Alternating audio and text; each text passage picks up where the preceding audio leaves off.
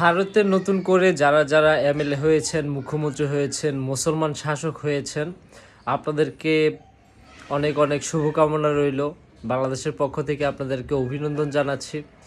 এবং আপনারা অনেকেই এই মমতা ব্যানার্জি সে মুখ্যমন্ত্রী হতে না পারায়, সে রাষ্ট্রের প্রধান হতে না পারায় অনেকেই মন খারাপ করছেন।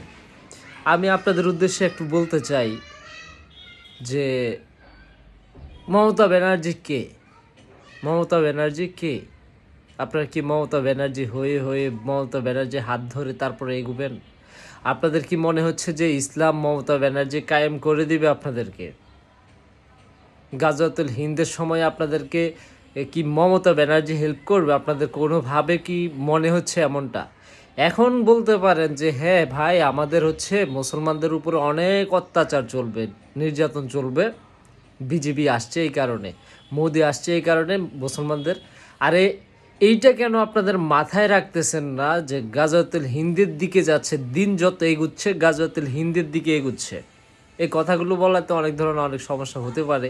আমি একজন বাংলাদেশি ছেলে, তবে আমি সত্যটা বলতে চাই। আপনাদের অন্ততপক্ষে একটু মনোবল রাখা উচিত যে এই সময় মুসলমানদের অনেক ধরনের সমস্যা দেখা দিবে, অনেক ধরনের সমস্যা, এগুলো আল্লাহ প্রদত্ত, এগুলো আল্লাহ তাআলা নিজেই সেই সার্কেলটা করে রাখছে। অনেক ধরনের অনেক মুসলমানরা হ্যারাসমেন্টের শিকার হবে, এরপরে মারামারির শিকার হবে, হত্যার শিকার হবে।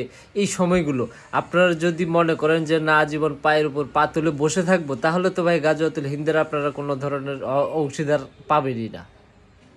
আপনারা তো অংশীদার পাবেন না। আপনারা হিন্দুস্তানে আছেন, আর সেখান থেকে মানে পুরা এশিয়ার মানুষ সেখানে যাবে, তারপরে গাজওয়াতুল হিন্দ হবে, আর আপনারা সেখানে বুঝি বসে বসে তাকায় তাকায় খেলা দেখবেন না। আপনারা সবচাইতে বড় একটা দায়িত্ব পালন করবেন সেই সময়টা। আপনাদেরকে বলে দিতে চাই, এই যে বিজেপির বিজয়, এটা মনে করিয়েন না যে মুসলমানদের জন্য অনেক খারাপ কিছু। শক্ত হবেন আপনারা। আপনারা এতদিন ঘুমিয়েছিলেন, এখন ঘুম থেকে জাগ্রত হতে হবে। দ্যাটস ইট, আর কিছু না। সর্বশেষে একটুক বলতে চাই, হার কখনো হার না, হার দিয়ে জিততে হয়। সেই জিনিসটা আপনাদের মাথায় রাখা উচিত। ধন্যবাদ।